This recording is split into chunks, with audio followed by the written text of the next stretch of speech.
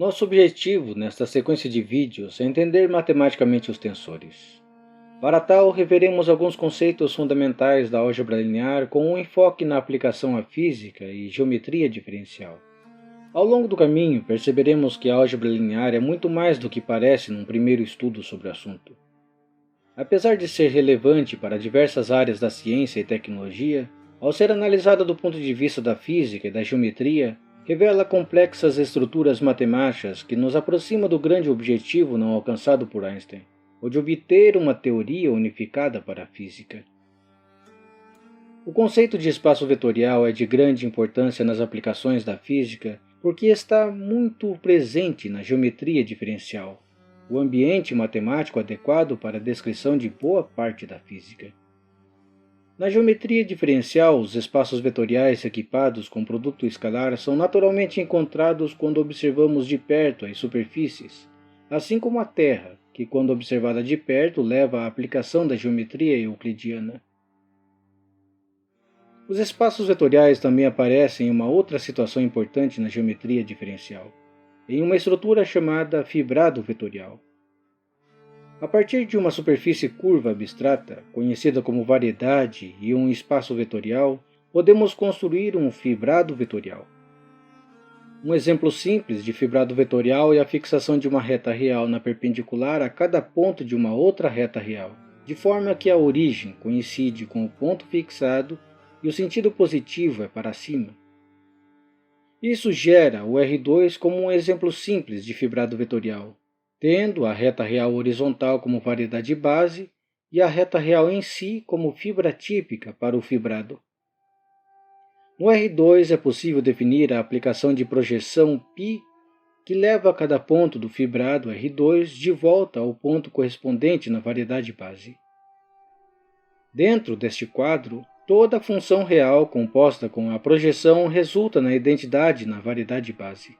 Assim, as funções reais são chamadas de seções no fibrado vetorial ou campos na variedade. Muitas teorias de campo estudadas na física são descritas dentro deste quadro teórico, onde a variedade base é o espaço-tempo e a fibra típica pode ser um espaço vetorial munido com uma estrutura matemática adicional que muitas vezes pode transformá-lo em outra coisa. Isso será devidamente explicado no devido tempo. Retornando ao foco principal, espaços vetoriais não possuem uma estrutura geométrica a priori. Precisamos adicioná-la para que possamos estudar geometria.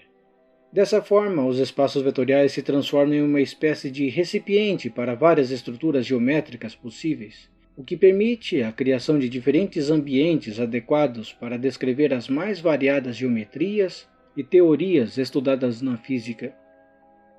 Na verdade, os espaços vetoriais são muito versáteis em suas aplicações na física.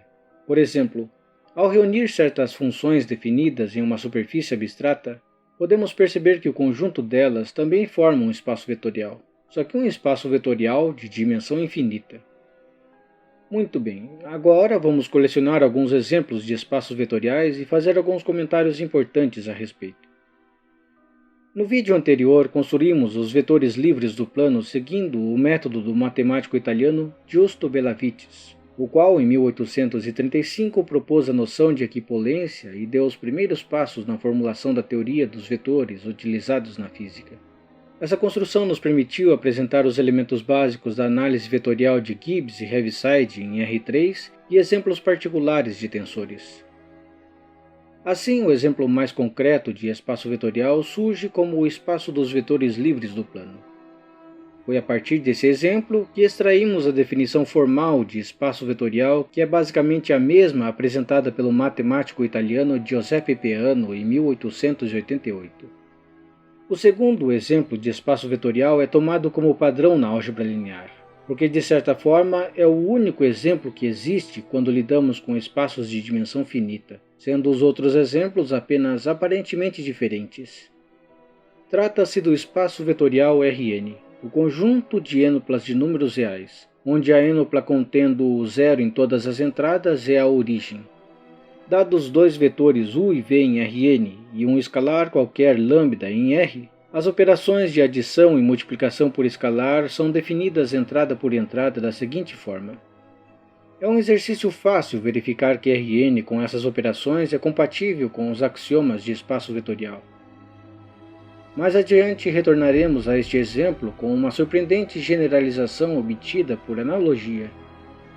O terceiro exemplo se conecta ao segundo e dá uma primeira indicação do assunto principal, os tensores. Trata-se do espaço vetorial das matrizes com m linhas e n colunas, onde as operações de adição e multiplicação por escalar também são definidas entrada por entrada. Aqui notamos uma coisa curiosa. As matrizes M por N são formadas por vetores linha pertencentes ao Rn, ou por vetores colunas pertencentes ao Rm. Surge então uma questão intimamente relacionada aos tensores aqui. Será que existe uma operação que nos permite pegar um vetor em Rm e um vetor em Rn e obter uma matriz M por N como saída? A resposta a essa pergunta é positiva e, como veremos futuramente, a operação será uma espécie de tensor dos tensores. Além disso, analisando as matrizes como números distribuídos em um retângulo, parece não haver qualquer impedimento se quisermos redistribuir esses números na forma de um vetor linha com m vezes n entradas, ou um vetor coluna com m vezes n entradas. Dizendo de outro modo, parece não haver impedimento se quisermos identificar o espaço das matrizes M por N com o espaço Rmn, de maneira que a operação que supomos antes seja equivalente a uma outra que toma vetores em Rm e Rn e retorna vetores em Rmn. Esse comentário se conecta a fatos que veremos em vídeos futuros, por isso devemos guardá-lo na mente. O quarto exemplo de espaço vetorial é gerado pelo conjunto P de todos os polinômios com coeficientes reais. Nele definimos a operação de soma e produto por escalar de maneira natural. Nós também podemos considerar o caso mais restrito, quando os polinômios devem ter grau igual ou menor a um determinado número natural n. Este caso está contido no primeiro de maneira óbvia. Rigorosamente falando, polinômios não são funções. Mas se identificarmos as funções polinomiais sobre os reais, os conjuntos dessas funções formarão um espaço vetorial por definição. Assim, devemos nos perguntar se existem conjuntos de funções mais gerais que formam espaços vetoriais. É aqui que o Rn se transforma de maneira surpreendente através de um raciocínio por analogia. No espaço vetorial Rn podemos perceber o seguinte. Os vetores podem ser escritos como funções reais avaliadas no conjunto de índices que vai de 1 a n. Neste sentido, Rn é um conjunto de funções com estrutura de espaço vetorial. De um modo análogo, o espaço das matrizes M por N pode ser observado como um espaço vetorial das funções reais avaliadas no produto cartesiano do conjunto de índices de 1 a n e 1 a m. Posto dessa forma, nada nos impede de considerar o espaço vetorial das funções reais avaliadas no conjunto dos números naturais como um todo. Isso é apenas uma generalização do que já fizemos. Essa generalização pode ser interpretada como o conjunto de todas as sequências de números reais. Indo mais longe, podemos considerar o espaço formado por funções reais avaliadas em um conjunto não vazio X. Agora, lembre-se do comentário que fizemos em outro vídeo sobre o raciocínio por analogia, de que é uma forma de raciocínio que nos permite ampliar o alcance da matemática, mas que não é um tipo de raciocínio rigoroso.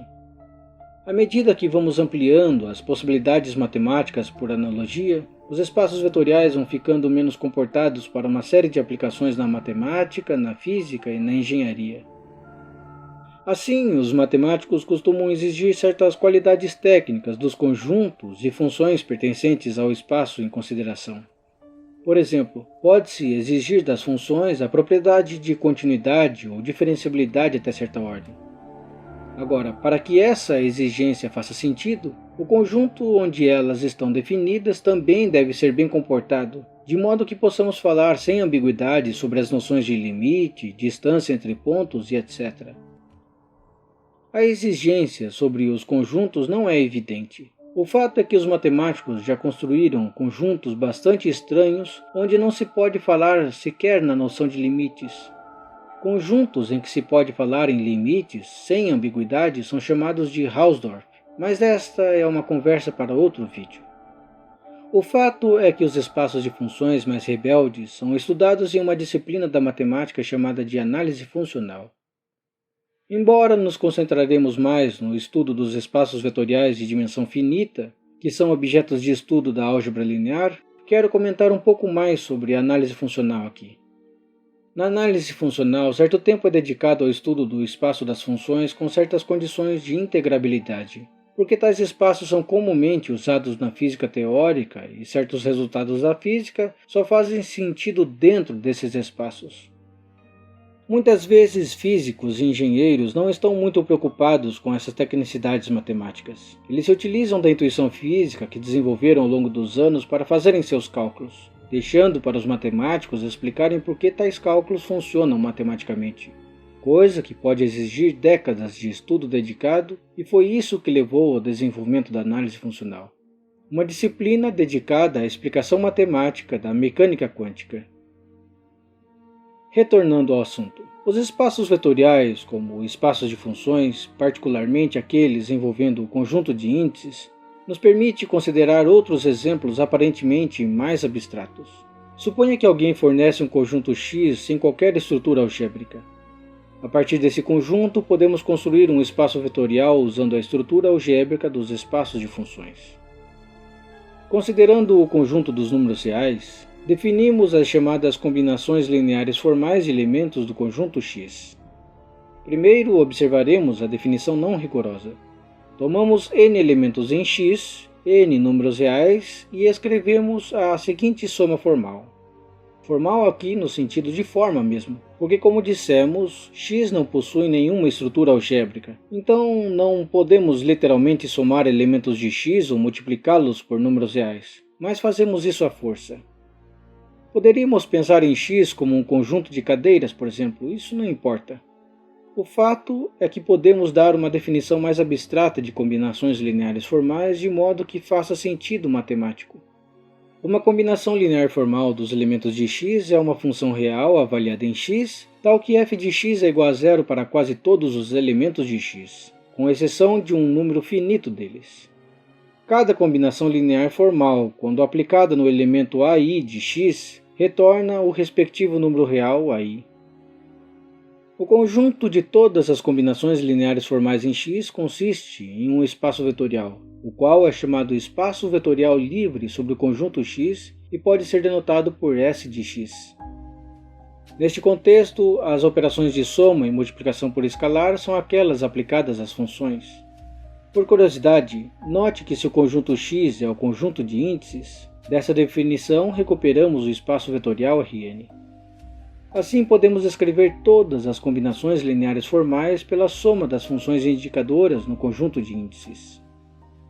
Existe uma outra forma de colocar uma estrutura de espaço vetorial em um conjunto com certa cardinalidade. Suponha que temos um espaço vetorial V sobre o corpo dos números reais e um conjunto A tal que existe uma abjeção entre eles. Então podemos induzir uma estrutura de espaço vetorial em A sobre os reais através da abjeção. Para isso, definimos a adição entre elementos de A e multiplicação por escalar através da função f. O interessante nessa construção é que a abjeção preserva a estrutura de espaço vetorial entre os dois espaços. A abjeção se transforma no que é chamado em álgebra linear uma transformação linear, no caso, um isomorfismo linear. Isomorfismos lineares são muito importantes para a teoria dos tensores e falaremos mais sobre eles adiante. Pois bem, agora dispomos de uma boa quantidade de exemplos de espaços vetoriais. Então vamos falar rapidamente sobre o conceito de subespaço vetorial e apresentar alguns desdobramentos físicos e matemáticos surpreendentes dessa noção. Basicamente, um subespaço vetorial F de um espaço vetorial E é um subconjunto F de E que, relativamente às operações de E, ainda é um espaço vetorial. Uma definição alternativa é a seguinte: se E é um espaço vetorial, um subespaço vetorial de E é um subconjunto F com as seguintes propriedades. O elemento nulo pertence a F. Se U e V pertencem a F, então a soma deles também pertence. E se V pertence a F, então para todo número real lambda, o produto de lambda por V também pertence a F. Em outras palavras, o elemento nulo está em F e as operações de adição entre vetores e a multiplicação por escalar são fechadas num subconjunto F. Existem dois exemplos triviais de subespaços vetoriais. o conjunto contendo apenas o elemento nulo e o próprio espaço vetorial. Mas queremos olhar para exemplos menos óbvios. Em R3, subespaços vetoriais recebem uma interpretação geométrica bem simples. Além dos subespaços triviais, existem as retas passando pela origem, que são subespaços vetoriais de dimensão 1, e planos passando pela origem, subespaços vetoriais de dimensão 2. Nós ainda não definimos dimensão de espaço vetorial, mas neste caso está óbvio sobre o que estamos falando e com isso já ganhamos uma intuição sobre o assunto. Essa ideia geométrica sobre subespaços vetoriais pode ser generalizada. O conjunto formado pelo produto de todos os números reais por um dado vetor não nulo v pertencente a E é um subespaço vetorial que também pode ser pensado como uma reta que passa pela origem e contém o vetor v, um subespaço vetorial de dimensão 1. Uma outra situação é a seguinte: dado um vetor A em Rn, consideramos o conjunto H de todos os vetores v em Rn tais que o produto escalar pelo vetor A é igual a zero, ou seja, o conjunto dos vetores ortogonais a A é um subespaço vetorial em Rn. Se no vetor A pelo menos um AI diferir de zero, o subespaço é chamado de hiperplano de Rn passando pela origem, um subespaço vetorial de dimensão n-1. A interseção de uma sequência de subespaços vetoriais é um subespaço vetorial. Por exemplo, a interseção de m hiperplanos passando pela origem, que representa a solução de um sistema linear homogêneo, é um subespaço vetorial em Rn. Hiperplanos que não passam pela origem são exemplos de subconjuntos que não são subespaços vetoriais, porque não contêm o vetor nulo. Ainda assim, eles são úteis na caracterização de sistemas lineares não homogêneos. Como último exemplo de subespaço vetorial, tomemos o espaço vetorial das funções reais com valores nos reais. Para cada k pertencente aos números naturais, podemos considerar os subconjuntos das funções k vezes continuamente diferenciáveis, e notar que elas também formam subespaços vetoriais. Na verdade, nós até podemos considerar a seguinte sequência de inclusões de subespaços vetoriais. Com isso já temos um número mais do que suficiente de exemplos e podemos caminhar para o final do vídeo com um comentário muito interessante. Com a noção de subespaço vetorial, temos agora uma ótima oportunidade para ver outra ocorrência das relações de equivalência que são de grande importância para a física e a matemática. Se o espaço vetorial que estamos considerando for o Rn mais 1, podemos definir uma noção de igualdade diferente nele. Uma relação de equivalência no conjunto formado por todos os subespaços que são retas passando pela origem. Neste caso, vamos precisar retirar a origem do Rn mais 1 para que a relação de equivalência funcione corretamente. A igualdade que vamos considerar resulta de uma identificação bem simples. Dizemos que dois pontos em Rn mais 1 menos a origem são iguais se estão na mesma reta passando pela origem. Dizendo de outra forma, se dois pontos estão no mesmo subespaço de dimensão 1 menos a origem, então diremos que são iguais entre si. Definida a noção de igualdade, a relação de equivalência, precisamos identificar os representantes das classes de equivalência. Lembre-se dos exemplos de relações de equivalências que apresentamos anteriormente no canal. Os números racionais irredutíveis foram considerados representantes da classe de equivalência formada pelos números racionais equivalentes entre si. Nos vetores livres do plano, tomamos os segmentos com origem comum como representantes da classe de equivalência dos segmentos equipolentes entre si.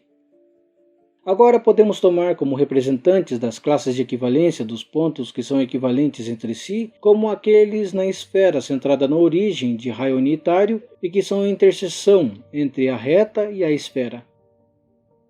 Assim, a noção de igualdade que criamos também corresponde à identificação dos pontos antípodas na esfera de raio unitário. Essa construção que acabamos de fazer produz uma superfície abstrata, uma variedade. Uma superfície de um tipo bem importante para a física e a matemática e que não é um espaço vetorial, mas sim o que chamamos de espaço projetivo. Grosso modo, podemos dizer que espaços vetoriais são úteis para o estudo da geometria euclidiana, ao passo que espaços projetivos são úteis no estudo da geometria da visão em perspectiva, a geometria projetiva. Esta é uma aplicação menos direta do conceito de subespaço vetorial, mas que é muito interessante e é um assunto que merece um vídeo futuro à parte. Na verdade, existe outro exemplo relacionado a este ainda mais importante. um exemplo obtido por analogia. Podemos substituir os subespaços com dimensão 1 por subespaços com dimensão k na construção anterior, os hiperplanos passando pela origem. Neste caso, raciocinando por analogia, da mesma forma que construímos os espaços projetivos, consideramos uma relação de equivalência que identifica os pontos no hiperplano com dimensão k fixado menor que a dimensão do espaço vetorial em questão. Essa relação de equivalência gera as chamadas variedades grassmannianas. Em 2013, o físico teórico de ascendência iraniana Nima Arkani Hamed pesquisava a teoria de espalhamento de partículas de uma teoria quântica de campos intimamente relacionada com a teoria das cordas. Eventualmente ele descobriu que tal teoria poderia ser melhor compreendida estudando um poliedro, só que um poliedro existindo dentro de uma variedade grassmanniana, um objeto que ficou conhecido como amplituedro. Essa é uma história interessante, ainda em andamento na pesquisa teórica em física avançada. De fato, a física continua sendo uma ciência bem viva, ainda dependente de gente meio doida pensando sobre coisas matematicamente bastante abstratas, estranhas e belas. Por este vídeo é isso. No próximo vídeo falaremos sobre tópicos bem importantes. Inscreva-se no canal, deixe seu like e comentários. Só assim o YouTube entenderá que este é um canal relevante e merece ser recomendado a outras pessoas. Até a próxima!